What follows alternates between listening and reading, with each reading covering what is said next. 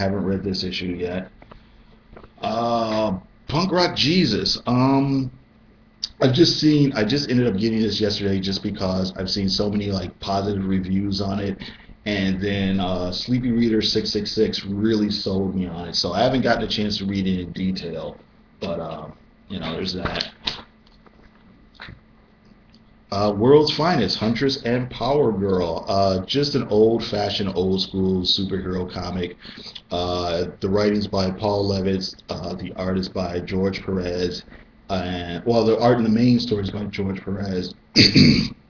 And the flashback parts are by Kevin McGuire. All these guys go back to the 80s and even before then. So like I said, it's an old school comic book, and I really enjoy it. I have a lot of fun with it. Fury Max. I like this series. I have not read this particular issue yet, but it's really interesting. It's just straight ahead war espionage type stuff. No superpowers, no flying cars, nothing like that. Just a straight ahead thing. Like I said, I haven't read this particular issue, but all the other previous issues I haven't read, and I do enjoy it. Animal Man. Animal Man for me at one point started to kind of drag. It started off really great, and then at one point it started to drag a bit. I was talking to a guy at the comic book store, and he's like, "Oh no, it picks up again around this issue," and I haven't read this issue yet, but just flipping through it, it looks like there's some forward momentum, plot wise. So, Animal Man. Aquaman. I bought this. I already have it. Avenging Spider-Man featuring Carol Danvers as the new Captain Marvel. I bought this mostly because I like Terry and Rachel Dawson's art. You know what I mean? It's really, really, really, really nice to look at. It's really weird to me where I see some fans are like, "Oh yeah, it's too cartoony" and stuff like that. I'm like, man, dude, pick up a fucking anatomy book or something. You know what I mean? Their art is just fucking. I don't know what I'm cursing about, but their art is just marvelous. The new Captain Marvel series is coming out. I'm really curious as to what they're going to do with the character. Seeing the art by Dexter Soy. I saw some of the preview art, and I'm kind of on the fence by that, but I am interested in seeing where they're going to go with, the Carol Danvers character from now on. All right. Archie, this is the conclusion of the What If Archie Married Valerie from Josie and the Pussycats. I have not read this yet. Avengers Assemble, very uninspired writing from Brian Michael Bendis. I know the guy is capable of doing better, but it reads like something he wrote during his 20-minute lunch break. Also, plot-wise is actually pretty interesting. You've got Thanos in there, you've got the Guardians of the Galaxy, Ultimate Nullifiers, just really interesting big team superhero plot elements. But I think some of the dialogue isn't working for me, and also this romantic relationship was over 40 years ago. I mean that literally 40 years ago. It serves no purpose to hinting that these two are going to get together again. That's just how I feel about it personally. AVX. I really haven't been following it that closely. I read issue 0. Issue 0 made me upset, and then issue 1 was kind of, I thought it was kind of meh. So I did not read issues 2, 3, 4, or 5. I jumped back on issue 6 because I like Oliver Copiel's art, and here's issue 7. This is kind of silly of me. I know it's silly on my part, but I thought this was kind of funny.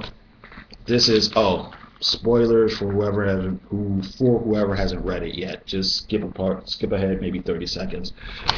This is the end of the issue. It's Namor riding a giant tidal wave, and he's going to attack the Avengers. And there's this big thing. There's this big caption here where he says "War." And it just reminded me, there's a heavy metal band out there called Slayer. I'm not a big fan of theirs, but I had a couple of their records. And one of their songs is called War Ensemble. And the first lyric is the singer going, "War!" And that's what I thought about when I saw this picture. I know, I'm a big goofy silly person. Anyway, Defenders number 8. Haven't read it yet. Supergirl Lovin. This is a comic book I'm on the fence about for different reasons. I really like the art here. I think it's really great, and the stories have been pretty good, but it's just slow moving as far as the characterization of the Supergirl character. We're at issue 11, and she finally knows how to say one word in English. She knows how to say hello, and that's it. You know what I mean? The stories have been pretty much exciting. I like the art, but the characterization is just moving much too slow for me. I just thought they should be, excuse me, a little bit further down the line as far as setting up Supergirl's non-super status quo, I guess, for lack of a better word. So I don't know. Like I said, it's a good comic. I'd recommend it to anybody, but I'm going to give it a few more issues and see how I feel about it then. This is a Chew spinoff, Secret Agent Pollo. Now, I got to say, I don't read Chew on a regular basis. That's one of those comic books I've heard a lot of good things about. It always gets good reviews, and it's always one of those things where I'm like, maybe I'll get it, maybe I'll get it. I'll get it one of these days. I'll get it one of these days. I'll get it one of these days, and I keep putting it off or whatever.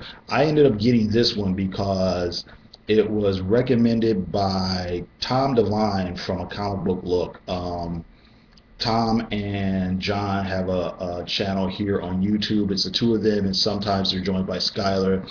But they also post their podcast on a site that I'm on, sometimes called Inveterate Media Junkies. And the thing is, their podcasts are broadcast first over there, and then a week or so later, they end up on YouTube or whatever. So in the most recent one, which is their 50th episode, Tom was talking about it, and the way he described it just made it sound like the most ridiculous thing ever, and I just had to get it. Basically, Pollo is this chicken here, and he's a champion cockfighter, and the whole joke of it is he's just the baddest MF on the face of the earth, you know what I mean? And basically, he goes around and beats the blankety blank out of people, and it's just pretty funny. It's crazy. It's outrageous. It's over the top. So I had a lot of fun with it. So it was pretty good. So if you like crazy, outrageous humor, you might want to check it out.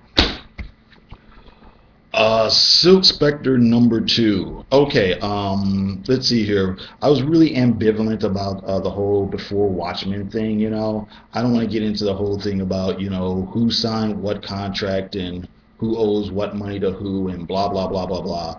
I mean, beyond that, I was still ambivalent. It's just in the idea of how closely are they going to follow some of the ideas and themes of the original series.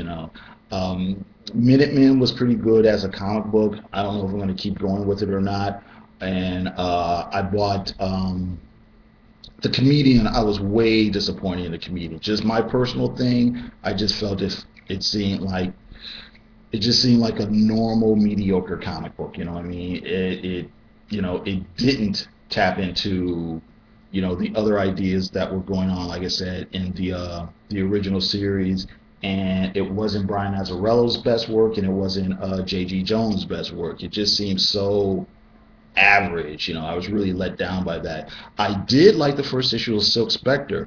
I really love Amanda Connor's art, and I think they did a good job of trying to both visually and thematically go back to some of the ideas that were in the first Watchmen series, as far as these characters being, they're not heroes, they're people playing at being heroes. They have all sorts of complex personalities and psychologies and things like that. And the whole thing of visually, there are visual cues that in the first issue that went back to the first series. So I really did like that. So I bought this one, and once again, it's a really good comic book. Well written. It basically follows Silk Spectre and her boyfriend as they go to San Francisco. It's back in the mid-late 60s, so it's really tapping into that whole sort of Haight-Ashbury scene that was going on at the time. The one thing I'm kind of ambivalent about is there is a bad guy here, and the bad guy is somewhere in between being a campy Silver Age supervillain and being maybe something, an underground comic satire, of the hippie scene or what have you. You know what I mean? And normally I would like that, but he kind of seems like a character from a comic book almost. You know what I mean? And the thing is, like I said, going back to the original ideas of the Watchmen, where it was, taking a more realistic take on the whole idea of superheroes and how they would change the world if they existed, and why somebody would be, involved in that sort of lifestyle, and who is not emotionally damaged, and so on and so forth. To have a person, even though I thought it was well done, to have a person that, just looks like something you'd see in like pop fiction was kind of, I don't know. I'm conflicted about that. This is only going to be a four issue series, so I'll probably get the other two, and and see how it goes. I know I'm going to get the other two, but anyway, that's how I feel about that. Anyway, that's it. I got to thank you very much for listening. Tell me what you think, and you have a good day.